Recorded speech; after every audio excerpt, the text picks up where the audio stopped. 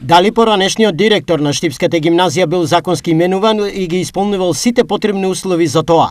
Прашаа денеска на пресконференција од ВМРО ДПМНЕ. Дали именуваниот имал соодветен признат сертификат за познавање на англиски јазик и доколку го немал, на кој начин бил избран по огласна постапка. Потенцираме огласна постапка, по која му е доделен мандат од 4 години. Од страна на подносител на иницијатива за вршење на вонреден инспекцијски надзор, уште на крајот од минатата година, било укажено дека лицето кое ја обавува функцијата директор можеби не ги исполнува условите за истата.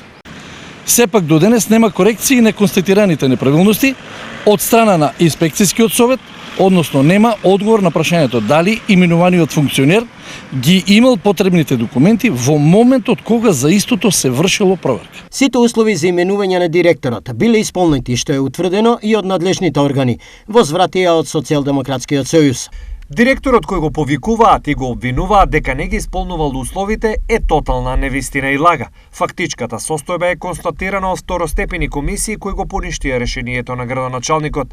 Се поставува прашањето кој ќе одговара за злоупотреба на службена должност, бидејќи не постапил по тоа решение.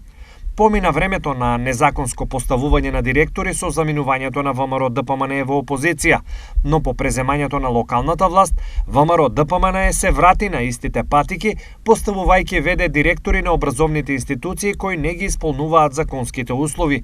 Стои во реакцијата на Социјалдемократскиот сојуз.